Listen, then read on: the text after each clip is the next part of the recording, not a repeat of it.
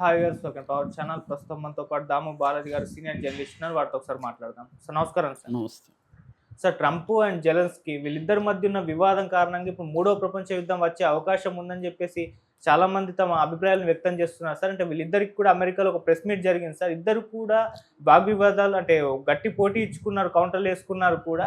ఈ స్థాయిలో జెలెన్స్కీ ట్రంప్కి ఇవ్వడం కూడా పట్ల చాలా మంది కూడా షాక్ అయిపోతున్నారు. అక్కడ ట్రంప్ కూడా నువ్వు అనవసరంగా మూడో ప్రపంచ యుద్ధానికి తెరదీస్తున్నావని కామెంట్ కూడా చేశారని చెప్పేసి వార్తలు వినిపిస్తున్నాయి సార్. మరి వివాదం ఎటెళ్తుంది? మూడో ప్రపంచ యుద్ధానికి ఏమైనా దారితీసే ఛాన్స్ ఉందా? మరి దీని గురించి మీరేం చెప్తారు సార్? నిన్న ఒక్కసారిగా ప్రపంచం ఉలికిపడింది. ట్రంప్తో ఈ మధ్యకాలంలో ఎవరు కూడా అంత గట్టిగా ప్రెస్ మీట్లో మాట్లాడిన వాళ్ళని చూడలేదు. ఎందుకంటే ట్రంప్ ఎంత పవర్ఫుల్ అనేది అందరికీ తెలుసు. పైగా ఉక్రెయిన్ అమెరికా సహాయం లేకపోతే రష్యా 2 రోజుల్లో ఉక్రెయిన్ ఆక్యుపై చేసుకోగలదు. అలాంటి కండిషన్లో ఉన్న జెలెన్స్కీ, వోలోదిమిర్ జెలెన్స్కీ ఆయన పూర్తి పేరు, ఒకప్పుడు కమెడియన్, అతను తర్వాత అధ్యక్షుడు అయ్యాడు. ఆయన చాలా గట్టిగా ట్రంప్ని వ్యాన్స్ని ఒక్కడే వాళ్ళిద్దరిని ఎదిరించి చాలా స్ట్రాంగ్గా మాట్లాడి ప్రెస్ మీట్లో నుంచి అర్ధాంతరంగా లేచి వెళ్ళిపోయాడు. సో ఇది షాక్కు గురి చేసింది మొత్తం వాళ్ళిద్దరి సంభాషణ. అదంతా కూడా నేను కూడా విన్నాను. ఏం జరుగుతోంది అసలు? దీనివల్ల ట్రంప్ పదే పదే చెప్తున్నాడు, నువ్వు మూడో ప్రపంచ యుద్ధానికి తెరలేకపోతున్నావు, థర్డ్ వరల్డ్ వార్ వైపుగా నువ్వు వెళ్తున్నావు అనేది ట్రంప్ హెచ్చరిస్తున్నాడు. సో ఎందుకు ఈ స్థాయిలో ఉంది? దీని పట్ల ప్రపంచ దేశాలు ఎలా స్పందిస్తున్నాయి? ముఖ్యంగా యూరోపియన్ సమాజం ఎలా స్పందిస్తుంది? ఎందుకంటే దీంట్లో యూరోపియన్ సమాజం, అమెరికా, రష్యా, ఉక్రెయిన్ ఇవి ఇన్వాల్వ్ అయినాయి డైరెక్ట్గా. సో ఏం జరుగుతుంది అన్నప్పుడు మనకి, నేను దీని మీద ఆల్రెడీ డీటెయిల్ వీడియో చేశాను. ఉక్రెయిన్కి సంబంధించి క్రైమియా అనే ఒక నగరాన్ని, ప్రాంతాన్ని ఫస్ట్ 2014లో పుతిన్ ఆక్యుపై చేసుకున్నాడు. రష్యా పుతిన్ ఆక్యుపై చేసుకున్నాక మధ్యలో కాల్పుల విరమణ జరిగింది. దాని తర్వాత మళ్ళీ 22లో మొదలైంది. 22లో మొదలైనాక ఇప్పటి వరకు ఉక్రెయిన్లో 20% భూభాగాన్ని పుతిన్ ఆక్యుపై చేసుకున్నాడు. రష్యన్ ఆర్మీ ఆక్యుపై చేసుకుంది. ఇరువైపులా కొన్ని లక్షల మంది అయితే చనిపోయారు. సో ఈ నేపథ్యంలో మొన్నటి వరకు బైడెన్ ఉక్రెయిన్కి విపరీతంగా సప్లై చేశాడు. డబ్బులు, తర్వాత వెపన్స్, డిఫెన్స్ సిస్టమ్స్ అన్నీ కూడా సప్లై చేశాడు. అందుకనే ఉక్రెయిన్ గట్టిగా పోరాడగలుగుతుంది రష్యా మీద. లేకపోతే రష్యాకున్న డిఫెన్స్ సిస్టమ్ ముందు ఉక్రెయిన్ నిలబడదు. సో అదే ప్రధాన కారణం. అట్లాగే యూరోపియన్ దేశాలు కూడా నాటో దేశాలు, నార్త్ అట్లాంటిక్ ట్రీటీ ఆర్గనైజేషన్, అందులో దాదాపు 32 దేశాలు ఉన్నాయి. అందులో మ్యాక్సిమం దేశాలు కూడా సపోర్ట్ చేస్తున్నాయి. సో మేజర్ ప్రాబ్లం ఏంటంటే నాటోలో ఉక్రెయిన్ చేరబోతుంది అనే దీనివల్లనే రష్యా ఉక్రెయిన్ని, నువ్వు చేరద్దు నాటోలో చేరితే నాటో బలగాలు నా పక్కనకి వచ్చి చేరతాయి, నాకు ఇబ్బంది అని రష్యా ప్రెసిడెంట్ చెప్తే ఉక్రెయిన్ వినలేదు. అందుకనే ఉక్రెయిన్ మీదకి దాడికి ఈయన వెళ్ళాడు. ఇది ప్రధానమైన కారణంగా చెప్పచ్చు. సో అప్పటి నుంచి వార్ జరుగుతూ ఉంది. 3 ఏళ్ళు కంప్లీట్ అయిపోయి 4వ సంవత్సరంలోకి ఎంటర్ అయిపోయింది. సో ఈ నేపథ్యంలో ఇప్పుడు కొత్తగా ట్రంప్ వచ్చిన తర్వాత, ట్రంప్ ముందుగానే అనౌన్స్ చేశాడు, నేను 24 గంటల యుద్ధాన్ని ఆపుతానన్నాడు. కానీ ఇప్పటివరకైతే యుద్ధం ఆగలేదు. లాస్ట్ వీక్ కూడా 2000 మంది చనిపోయారని చెప్తున్నారు. సో ఇప్పుడు ట్రంప్ ఏం చేస్తున్నాడంటే, రష్యాకు అనుకూలంగా ముందు రష్యన్ ప్రెసిడెంట్తో 90 నిమిషాలు మాట్లాడాడు. తర్వాత ట్రంప్ పుతిన్ కలిశారు. అంతకుముందు ఇటు రష్యన్ డిప్లొమాట్సు, అమెరికన్ డిప్లొమాట్సు సౌదీ అరేబియాలో కలిశారు. దాని తర్వాత నిన్న తుర్కీ అంటున్నారు, ఇప్పుడు ఇంతకుముందు టర్కీ అనేవాళ్ళు తుర్కీ, అక్కడ కలిశారు. రౌండ్ 2 సమావేశాలు జరిపారు. అంటే రష్యా మీద ఇంతకుముందు విధించిన ఆంక్షలన్నింటినీ సవరించడం, డిప్లొమేసీ అంటే వాళ్ళ అంబాసిడర్లు ఇక్కడ, వీళ్ళ అంబాసిడర్లు అక్కడ తరిమేసుకున్నారు, మళ్ళీ పునరుద్ధరించడం, ఫ్లైట్స్ ఇట్లా రవాణా పునరుద్ధరించడం, ఇలాగ మెల్లమెల్లగా నార్మలైజేషన్ రష్యాకి అమెరికాకి మధ్య జరగడానికి వాళ్ళు చర్యలు తీసుకుంటున్నారు. సో ఈ నేపథ్యంలో జెలెన్స్కీ లేకుండానే రష్యా అమెరికా చర్చించుకుంటున్న యుద్ధాన్ని ఆపడానికి అన్న విమర్శలు వచ్చాయి. దాంతో ఇప్పుడు జెలెన్స్కీని ట్రంప్ ఆహ్వానించాడు. జెలెన్స్కీ నిన్న వెళ్ళాడు. నిన్న వెళ్ళిన దానికి ప్రధాన కారణం ఏంటంటే ట్రంప్ జెలెన్స్కీకి యుద్ధాన్ని ఆపుతున్నాడు కాబట్టి దానికి బదులుగా ఉక్రెయిన్లో ఉండే రేర్ ఎర్త్ మెటీరియల్స్ అంటారు, ఆ రేర్ ఎర్త్ మెటీరియల్స్ని అమెరికాకి ఇవ్వమని అడిగాడు.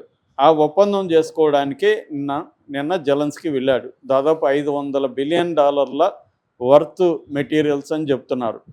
దాని ఎలాంటి ఒప్పందం అంటే అది ఇద్దరు పెట్టుబడులు పెడతారు, అమెరికా ఎక్కువ పెడుతుంది, ఇద్దరు కలిసి దాన్ని అక్కడ రేర్ ఎర్త్ మెటీరియల్ని వెలికి తీసి దాని ప్రాసెసింగ్ అంతా అయినాక షేర్లో ఒక షేర్ అనుకొని పర్సంటేజ్ అనుకొని పంచుకుంటారు ఇద్దరు. ఇది బేసిక్గా ఒప్పందం. ఈ ఒప్పందం ముందు చేసుకున్న తర్వాత యుద్ధ విరమణ చేసుకోవచ్చు. ఇప్పుడు ఈ ఒప్పందం చేసుకుంటే మా సైన్యం వచ్చి అక్కడ దిగుతుంది కాబట్టి రష్యా మీ మీద దాడి ఆపుతారు అనేది ట్రంప్ ఇచ్చిన ఆఫర్ అనమాట.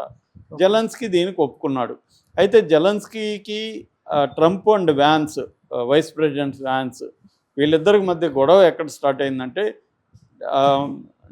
పుతిన్ అనేవాడు ఒక టెర్రరిస్టు అని మాట్లాడడం మొదలుపెట్టాడు జెలెన్స్కీ. పుతిన్ టెర్రరిస్టు, మా దేశాన్ని ఆక్యుపై చేసుకున్నాడు, మా దేశంలోని చంపుతున్నాడు అనేది మీరు దానికి మద్దతు ఇస్తున్నారు అనేది ఆరోపించాడు. దానికి వ్యాన్స్ కానీ ట్రంప్ కానీ అనేది ఏమంటే, నువ్వు అసలు మా హెల్ప్ లేకపోతే నువ్వు 2 వారాలు కూడా యుద్ధం చేసే పరిస్థితి లేదు నీ దగ్గర, నువ్వు ఎప్పుడో సరెండర్ అయిపోయి ఉండాలి, మా వల్లనే కదా నువ్వు నిలబడ్డావు, మాకు థ్యాంక్స్ చెప్పకుండా మమ్మల్ని నిందిస్తావేంటి అని వాళ్ళు కోపం వచ్చింది. వాళ్ళ పాయింట్ ఆఫ్ వ్యూలో వాళ్ళు కరెక్టే, నిజమే. ట్రంప్ అంటే అమెరికా లేకపోతే జెలెన్స్కీ నిలబడేవాడు. జెలెన్స్కీ కూడా చెప్తున్నాడు, అది ఒప్పుకుంటున్నాడు.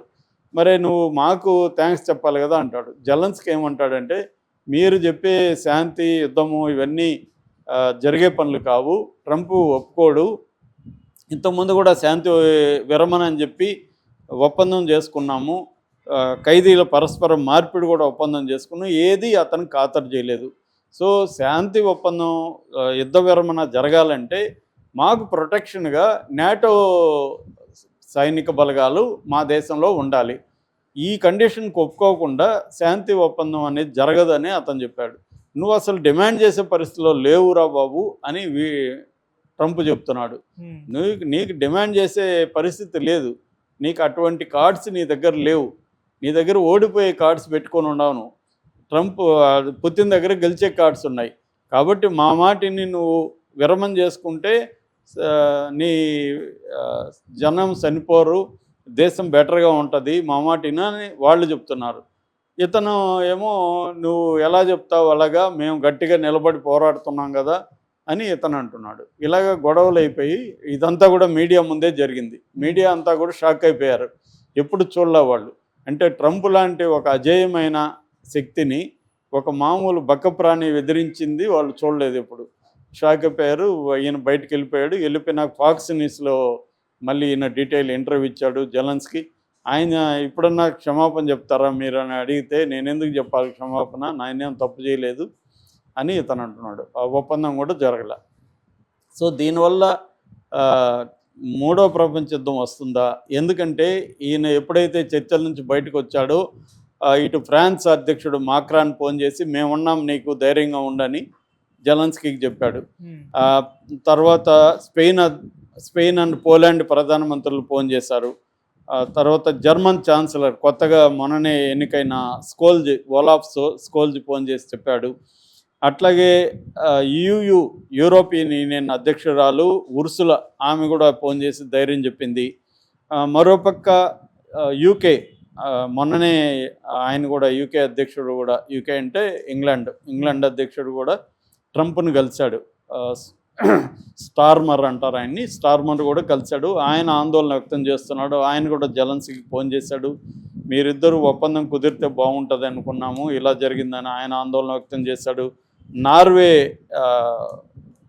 ప్రధానమంత్రి జోనాస్ గహర్ ఆయన కూడా ఒక ఆందోళన వ్యక్తం చేశారు. అంటే యూరోప్ అంతా ఏమో జెలెన్స్కీని సపోర్ట్ చేస్తున్నారు, రష్యాని వ్యతిరేకిస్తున్నారు. అమెరికా ఏమో రష్యాకి అనుకూలంగా ఉంది. ఈ నేపథ్యంలో జెలెన్స్కీ ఏమో కోపంగా వెళ్ళిపోయాడు. దాని తర్వాత ట్రంప్ మాట్లాడుతూ ఆయన శాంతి కోరుకుంటే వస్తాడు మళ్ళీ చర్చలకి, లేకపోతే ఆయన ఇష్టం అని అంటున్నాడు. అంటే ఇప్పుడు ఏమవబోతుంది, ఒకవేళ జెలెన్స్కీ కానీ సారీ చెప్పి మళ్ళీ చర్చలకి రాకపోతే ఈయన అమెరికా ఏం చేస్తుంది, తన ఎయిడ్ని ఆపేస్తుంది ఉక్రెయిన్కి. ఉక్రెయిన్కి ఆపేస్తే ఉక్రెయిన్ వీక్ అయిపోతుంది.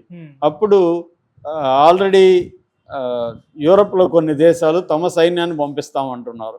సో యూరోప్ దేశాలు పంపిస్తే అప్పుడు మళ్ళీ వార్ కంటిన్యూ అవుతుంది.